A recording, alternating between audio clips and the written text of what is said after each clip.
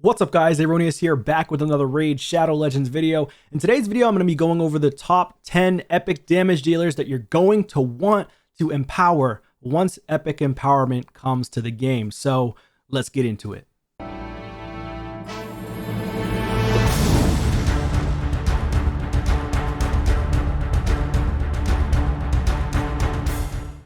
Alright y'all, so top 10 epic champions that are damage dealers that you're going to want to empower, right away, as soon as possible. Now, of course, this isn't really like a top 10 from 10 being the best and 1 being, or 10 being the worst and 1 being the best, or vice versa. This is just going to be going over the top 10 that I believe that you should be empowering that are going to be damage dealers for PvP or in general progression content. So, first one is going to be Skullcrown. Absolute monster of a champion. I actually made a video on this champion of how good she is and how she can solo the campaign on Nightmare Hard 6. And honestly, I basically said how she was even better than potentially your Queen Ava and your other champs. Of course, if you get like a +4 Queen Ava, then she's going to be better. But now that Queen Ava has been empowered, or rather got a buff, she is maybe better now.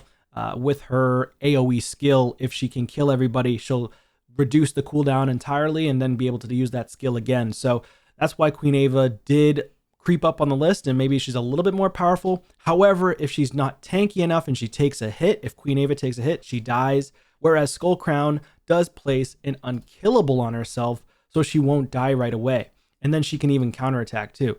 So my personal champion here that I have, oh my god, so many pop-ups. All right, so my Skullcrown, just to show you really quickly, she's empowered. She is 6-star. I guess not empowered, but awakened rather. So 6-star awakening. She's in Savage. She's in Retaliation. She's in Revenge. That's how I like to build her. Of course, you could put a 4-piece stone skin with lethal or with a couple of retaliation sets. If you wanted to make her super, super slow, you could do that too. There's multiple ways you can build her. You can even build her in a stun set as well. But she's insanely powerful. Here are the stats: 5,700 almost on the attack, 237 speed, 256 crit damage, and resistance, because I want her to be able to resist stuns and things like that in wave progression, stuns against like Staltis or even stuns from Trunda. So you can resist and then counterattack and you'll be fine. But of course, I didn't put accuracy on her. You can put accuracy because on this ability, she can place weakens. But if you don't want her to get sheeped, or to have a chance to get sheeped, keep her accuracy low if you're just going to be using her in PvP. But if you don't care about that, go ahead and throw on some accuracy if you'd like. She also has a speed aura by 23% in arena, which is very, very strong if you pull her early on. So super, super strong champion. Now, the next champion on the list is actually going to be Seer. And this is a pretty obvious choice. She's actually extremely powerful for general wave progression. As a damage dealer, she clears the waves like no other. She's still one of the top wave clearers in the game, other than mythical champions that have come to the game. And yeah, she's going to be an insane champion to empower, to get her even faster, to get her to do more damage. And it just makes the damage threshold to clear the waves so much easier. And then people do use her in arena as well. Now, this isn't specific to like damage dealers just for arena. This is damage dealers in general. So yeah, she's going to be insane. I would recommend building her. Mine's 194 speed. I haven't built her or rebuilt her in a long time. 321 on the crit damage, 346 on the accuracy. She doesn't have tons of damage, but she's decent on my account. So I will rebuild her eventually to make her even better. And probably I'll try to go with resistance so that she can resist waves for the speed runs in Doom Tower. So you can resist Torment waves. Like if you get 350 on the resistance, I believe you'll be able to resist all the waves all the way till the end. Unless you get 3%, then of course that's a problem. The next champion on the list is going to be Alica. Alica is an absurd damage dealer. She is actually better than most of your legendary damage dealers. So she can hit harder. She is also insane because she can increase the cooldowns of all enemy skills by 2 turns. So if you have incredible gear, you can build her endgame, and she's viable in arena. She's clearly viable in the Barbarians faction, general progression, pretty much anywhere PvE wise. I don't even have mine masteries done, but I would go with Helm Smasher on her, Or if you want to just go full accuracy build, then you can just go down to Eagle Eye instead. But I personally have her speedy. I have her with a little bit of damage and a lot of accuracy. I haven't rebuilt her in a while. This is her old gear. Of course, I wanted to kind of take advantage of the increased cooldowns because I don't have any void legendaries for increasing cooldowns. I don't have lockout other than her and Basher. I did use her before I got Basher, but now that I have Basher, I can use him time and time again. But personally, I think her build would be better off in damage. I think that you're going to want to build her as your secondary nuker with a little bit of accuracy to help lock out enemies, especially if you're going to use her in PvP. But she's going to be insane. If you can build her, empower her to +4, this is going to be probably one of the top 5 in the game for damage dealer epics, in my opinion. Because she can just absolutely blast someone down with this ability. Ignores 50% of the target's defense if their max HP is higher than this champion. And a majority of the time, they're going to have higher max HP, especially if you're going up against Marichkas, Duchess, Pythions, all the support champions of this game. So yeah, super powerful. She's only a 2-star for me, and she already hits hard even with only 4,000 attack, which is crazy, and only 160 crit damage. She hits like 70 to 90,000 damage, which is absurd for this little amount of attack and crit damage. So yeah, definitely you want to build this chick. She is insane. The next epic that you're going to want to be empowering is going to be Fenax. This is my Fenax. I used him in Hydra. I haven't rebuilt him in a long time. I do need to rebuild him again. This is a terrible build, but I could get him in a better build, of course. Now, this guy right here, you're going to want to empower him, make him as strong as possible. This guy, number 4 on the list here, he doesn't have maxed out gear on my account. The gear is pretty weak. It's old gear, but he can smack. Personally, I would build him as a full nuker. I did build him with accuracy in the beginning of Hydra. I just never really came back to him because I use legendary champions at this point. But he's going to be a fun option to start utilizing more often, especially in live arena if you want somebody to be able to block revive. So if you bring in ally attackers with this guy, he can be utilized to block revive, and you're going to have no problems against those enemies because he, I think, has the hardest hitting A1 in the entire game, and he's only an epic. So pretty insane. The block revive is super powerful, especially if he places an extra hit, but they have to have debuffs on them. So even his first hit will hit hard too. But this guy is crazy. I don't have his masteries complete either. I would go with Helm Smasher. He is maxed out with the books. Crushing Rend is what I would go on him. You could also consider going with Cruelty as well, but I do like Crushing Rend on him. And then again, I built him for Hydra early on for like normal mode, and then I stopped using him, and I haven't used him in a long time. So definitely someone that I did use also for Faction Wars, but again, haven't used him in a long time. I beat Faction Wars and I kind of just left him to the wayside, and then I got better champions, and now I beat Faction Wars quicker. But I will be revisiting Fenax. All right, so the next damage dealer that we're going to move on to is actually Sinesha.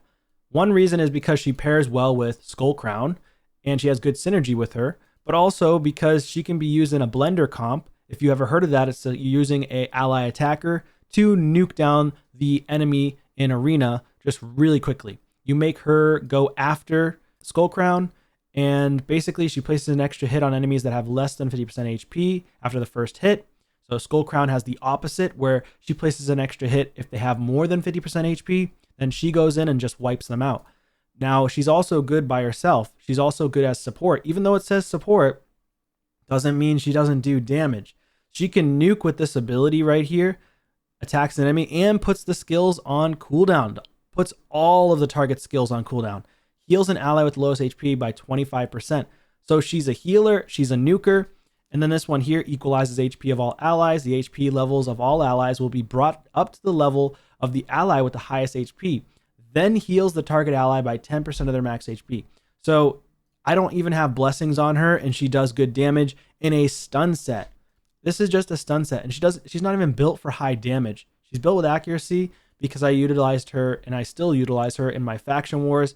She can do this ability right here on the Valkyries, so they can't use that specific skill to place the shields in counterattack, and that's really difficult to go up against, right? And it's on a 3-turn cooldown. It's a low cooldown. This is on a 5-turn, this is a very long cooldown, but you're mainly utilizing her to do some damage, right? And then helping to give a clutch heal if it's needed. She also has 31% aura of HP in faction crypts. So she's very strong. I would consider plus 4ing her if they do decide to do empowerment to +4. And I would go with the Helm Smasher on this one as well. That's what I personally would do with Sinesha. All right, the next champion, who is actually one of my favorite champions, who I utilize in live arena from time to time, also in classic arena and tag team arena, to go up against specific champions. Kind of niche, but is a very solid champ that does single target damage, and he has a really cool, unique kit.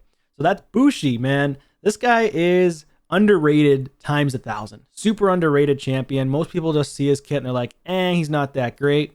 But he places an unkillable on himself for 1 turn after reviving if he dies. And it's on a 3-turn cooldown, which is super strong. So what this does, if you're facing someone like a Lydia's passive will, if someone's revived, they will block that revive, and then they're going to take a turn. Whereas he will hopefully come back up, get the revive blocked, and then your support champions will revive. And that way it goes past that Lydia skill, right? It's just a way to kind of bypass that. Plus, he can place an increased crit rate and increased speed on himself for 3 turns. So he's always going to have an increased crit rate unless for some reason it gets stripped. And then his damage increases each time this A1 is used, stacks up to 4 times. And this is his bread and butter ability right here, because this is his hardest hitting ability. And I would consider going with, I personally went with Swift Parry here, just because I wanted to make sure that he has 2 instances of not dying and proccing unkillable. The only person that's really strong against him is another champion I'm going to go over next. So I will go over that shortly. So yeah, so with him, I do have pretty decent damage, 6,600 attack, 227 speed. You want to make him go really fast, 254 crit damage. And yeah, 70% crit rate is all you need, really. You can build him with 100% if you want to not worry so much about leading off with his A2. But that's up to you, how you want to utilize him. He also doesn't require any accuracy in his kit, so you would want to try to build him with a little bit of resistance, just so that you're not getting stunned by the nukers of the world, right? And then for masteries, I would go with Helm Smasher on him and counterattacks. Phantom Touch is what I went with him, but of course you could always choose something else. You could potentially go with Cruelty. You could also go with the Crushing Rend as well to ignore more defense. So we'll ignore 1% defense for every 10 levels at max rank of 6. So that means you can ignore an additional 6% in arena, and then a lot more, like up to I think it's 30% or something like that, depending on the levels of Doom Tower or other areas of the game. So very strong. You could also potentially put him in Emergency Heal. That could be helpful if you want him to keep healing up, but not technically recommended as the highlight blessing. Personally, you want to put him in Damage Blessing if you want to go with the most damage possible, but you could use that if you wanted to try to keep him alive. And again, those are the masteries. Here's the kit here. But artifact wise, you could also put him in Stone Skin with Lethal, Stone Skin with Savage, if you want to get the maximized damage out of this guy. But I personally just did a Swift Parry because I had leftover gear and I didn't want to take the strongest gear on my account from Lethal and Savage to put it on him. All right, the next champion is actually going to be Hotatsu. This guy is actually a beast. I really, really like this guy a lot. He's very strong as a defense-based damage dealer, and he's also kind of like a support as well. So if you do put him in Cruel and Lethal, or if you put him in Stone Skin and Cruel, or Stone Skin and Lethal, then he can be very, very adaptable on your account. Why? Because he heals, he's good, he puts decreased attack, he puts on increased defense on all allies, which includes himself, on a 3-turn cooldown, which is very strong for an epic, continuous heals to keep you alive. You know, this guy's very strong also because of his removal of 1 random debuff at the start of his turn, and it removes stun, sleep, freer, true fear, freeze, provoke, petrifications, debuffs before other debuffs. So if you have poisons and then other debuffs that like Hex, for example, it won't remove those poisons or the Hex. It's going to remove the CC debuff before it removes those ones, which almost guarantees him a turn. Unless for some reason there's a sleep and a stun on him that's stacked, which most people don't do that. But if that did happen, then of course he might miss a turn. It's rare that that happens. And so I put Cruelty on him, very strong. I did have him in my Clan Boss team a long time ago. This guy is a beast in Clan Boss. Placing that increased defense helps with survivability, decreasing attack, leech. I mean, this guy was hitting 200k hits to 300k hits on Clan Boss for me. And this guy is a beast. He only has 5100 on the defense, 216 speed, 257 on the crit damage, 286 on the accuracy. Of course, he's not fully awakened. So on top of the awaken and the empowerment, he's going to be a monster. If you can get him to 7k defense, he's going to be insane for your account, mid game, late game, and very, very strong for this faction, for Shadowkin faction, for survivability against the boss. And I did beforehand, I changed his gear around because I wanted to go a little bit more of a damage build, but I had him in Relentless before against that boss for Faction Wars when I first beat it. Relentless to help him put increased defense and continuous heals, and then decrease attack on the boss. So super, super helpful. This guy can also be used in Arena if for some reason you don't have any stronger champions involved. Also, I went with masteries. I went with War Master for PvE, but of course you could put him in Helm Smasher for PvP if you're going to use him in PvP. But if you also want to use him in Hydra, he's strong in Hydra for decreasing attack, increasing defense on all the team, and placing the continuous heals. You just got to be mindful that the Head of Mischief doesn't constantly steal continuous heals. You know, that wouldn't be good, right? So be careful of that. So let's go ahead and move on to the next champion. All right, so another champion that's going to be a favorite for a lot of players out there is actually Genbo the Dishonored. Really unique kit. This guy's going to be insane now, right? So with the empowerments, he's going to be crazy. I don't personally have him built on my account, but I think I do have one copy of him. I just never had to build him because I got him so late in the game. But now I'm going to definitely build him. And he does take a lot of books as well, so keep that in mind. I think that's another reason why I didn't build him when I got him late in the game, is just the epic books were kind of crazy, and I already have super strong Shadowkin champions for the faction. I can already beat Shadowkin Faction Wars in less than a minute and a half. So, but he is very strong though. So this guy has attacks an enemy 2 times. Each hit steals an increased attack buff. Each hit also has a 30% chance of stealing a random buff, which is good.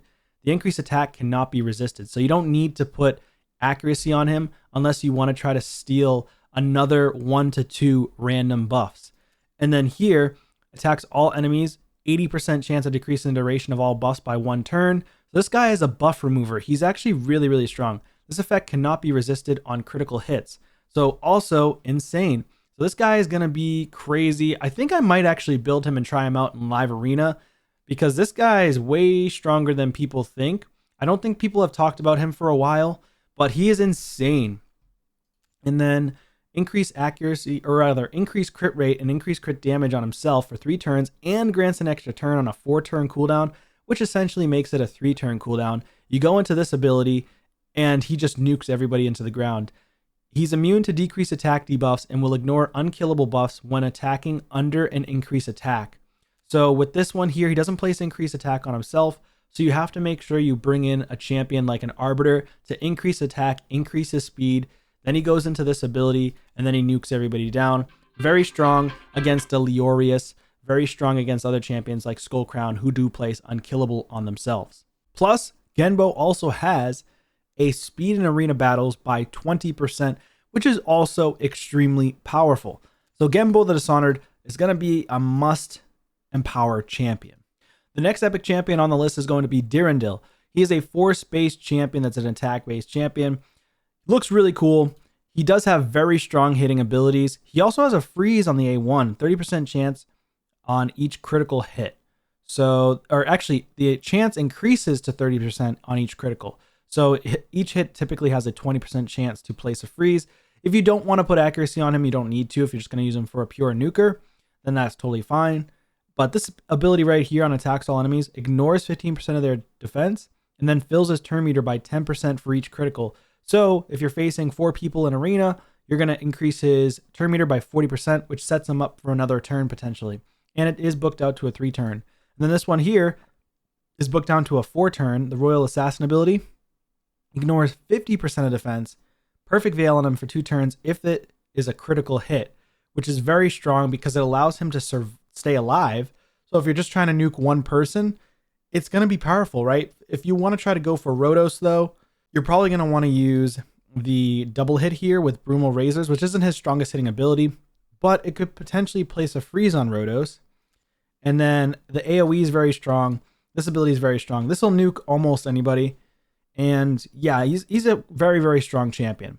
The Veil is very helpful too. If it didn't have the Veil, then he would just probably get nuked right afterwards. So increase ally crit rate in all battles by 15%, which is kind of meh, but I mean, it is decent in PvE.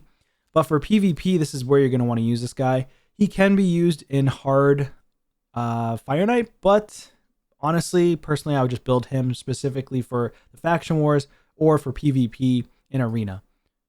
The last pick I have here is going to be Magnar. So Magnar is an insanely powerful HP-based epic champion. He's also a Spirit Affinity, and he just smacks so hard with his ability on the double hit if you can actually get it to proc 2 hits. So I think it's this one right here. Places an extra hit on enemies without HP burn debuffs and has a 50% chance of placing a stun debuff for 1 turn on enemies under HP burn. So you could potentially use him in Spider's Den. He does have a debuff spread effect, taking 2 random debuffs from the target and placing them on all enemies under HP burn debuffs, which is decent against like Spider. But personally, I would use this guy in Arena as your main damage dealer, because this is the ability you're going to want to use.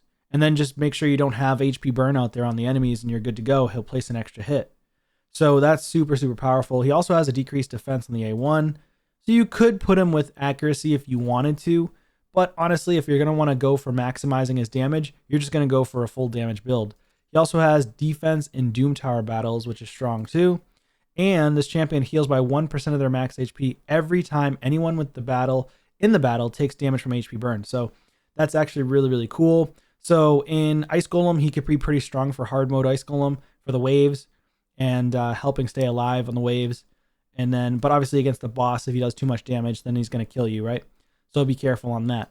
But in general, this is the ability that's his bread and butter skill. On a 3-turn cooldown, you can book it out to. And he has a pretty good base HP as well. So, and 100 speed is really good. So +4ing this guy, if they can do a +4 with empowerment, is going to be something that a lot of endgame users are going to go for.